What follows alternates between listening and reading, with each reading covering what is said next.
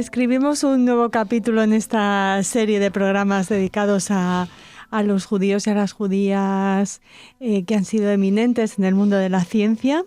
Y cuando digo escribimos, no es una elección así porque sí, sino porque el personaje de hoy, bienvenido profesor Encinas, es, Bien hallada, Raquel. hola, es alguien que ha aportado mucho al mundo de la escritura y bueno, que nos ha facilitado la vida a muchas generaciones. Así es.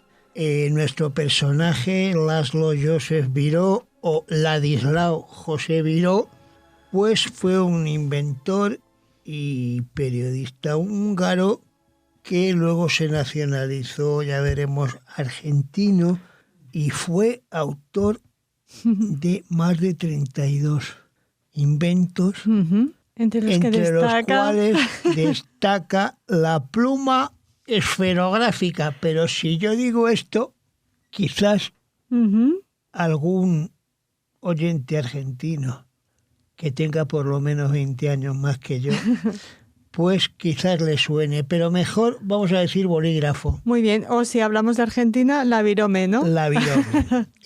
Bueno, el inventor del bolígrafo, que tantas manchas de tinta evitó, tanta facilidad para transportar los útiles de escribir, ¿no? Claro. Y sobre todo, además, el desarrollo que tuvo este invento fue fundamental para la escritura antes de la aparición del ordenador. Y bueno, y la emoción cuando eras pequeño que de lápiz te pasaban a boli, eso también se lo debemos a Ladislao José Biró. Biró, sí, la verdad es que este hombre nació en Budapest el 29 de septiembre de 1899. Su padre, Moisés Spiegel, era dentista y con el final de la Primera Guerra Mundial y el nacimiento de Hungría y la hungarización del país por el largo regente Horthy, pues se cambió el apellido a Biró para pasar el hombre un poco desapercibido. Ladislao fue al colegio en Budapest, se matriculó en medicina, se matriculó en ingeniería, pero nunca terminó los estudios.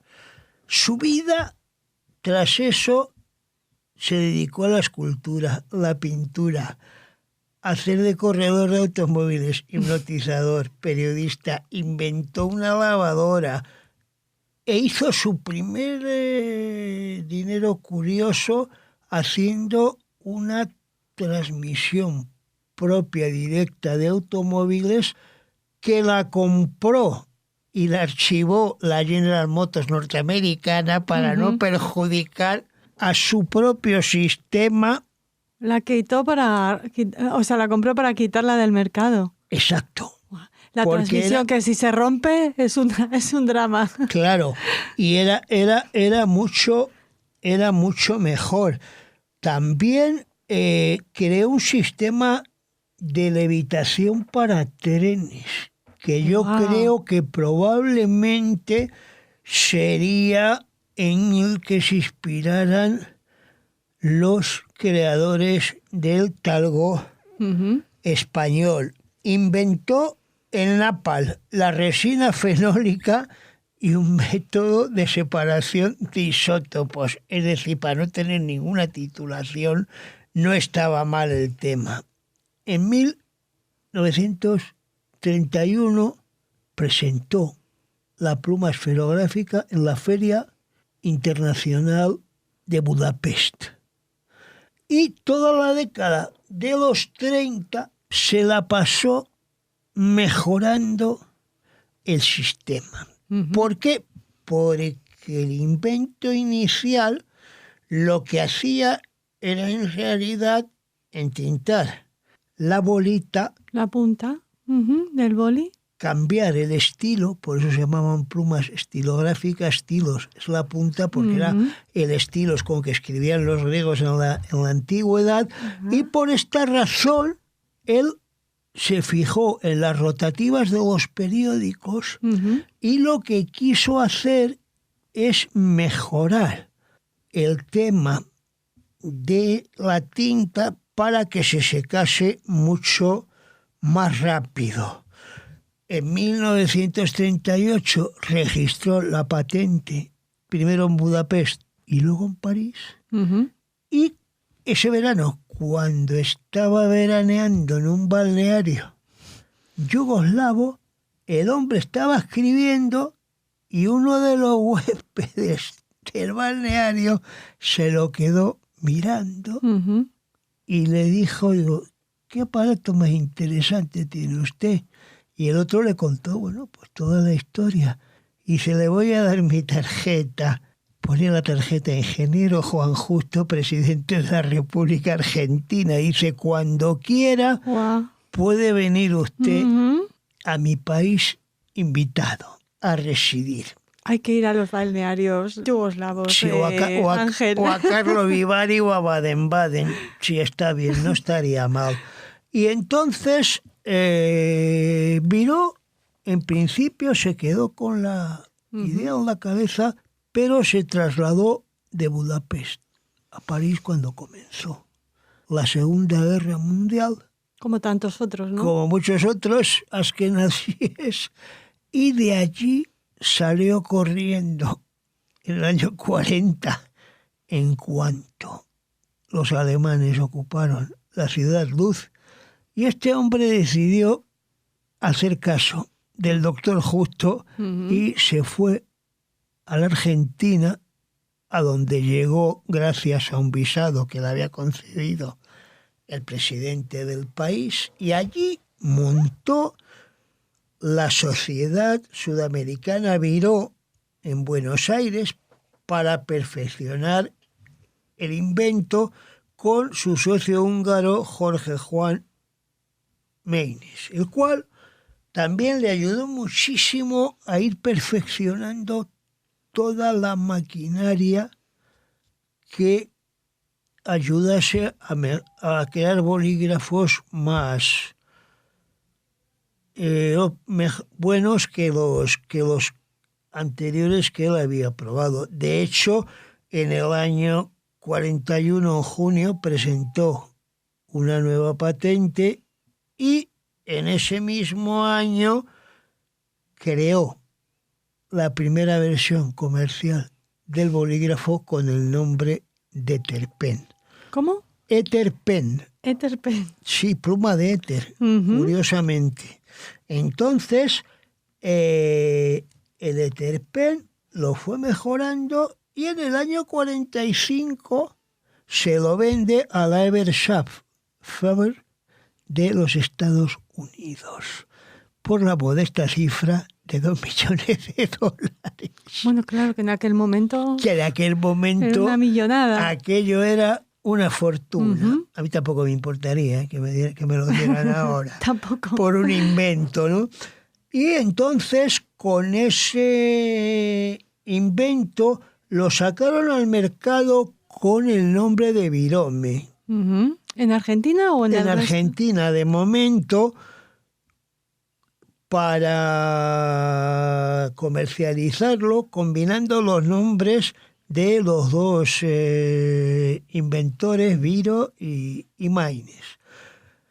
El primer bolígrafo de este tipo costó la friolera de $100 norteamericanos. Pero eso le ayudó también a él a ir creando en otro ramo que no había tocado en su vida, el tema de la perfumería.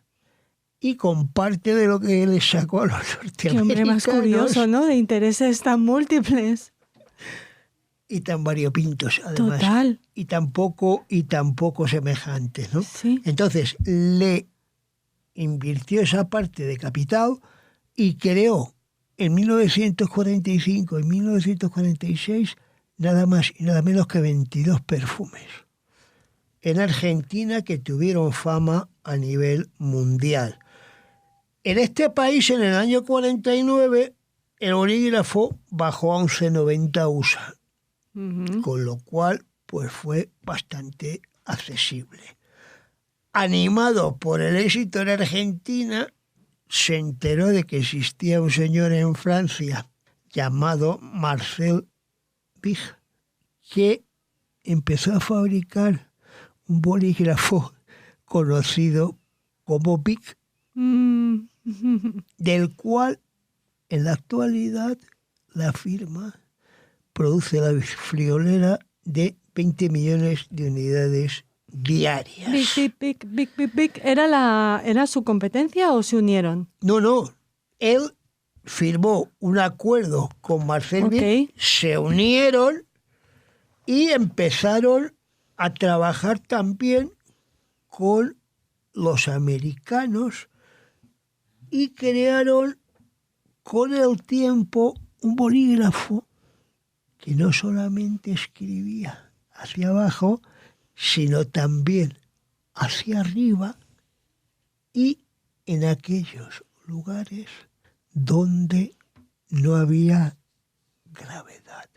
Con lo cual, el bolígrafo, claro, fue lanzado para el programa Apolo de la NASA y hasta el día de hoy los astronautas norteamericanos continúan usando este bolígrafo ya fabricado por una nueva firma llamada Fisher.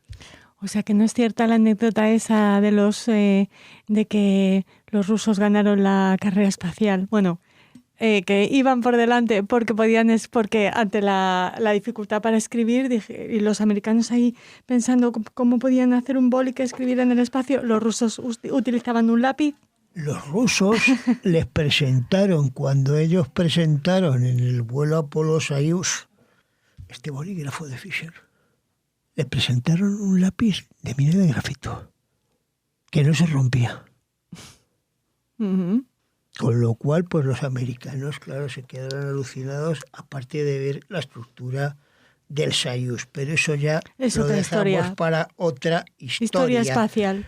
Lo que es interesante es que en el año 69 la editorial Rodolfo Alonso de Buenos Aires le publicó unas memorias muy interesantes a Viro tituladas Una revolución silenciosa. Curioso título. Curioso título porque reflejaba muy bien cómo se había ido haciendo todo el proceso de invención y mejora del bolígrafo en todos esos años.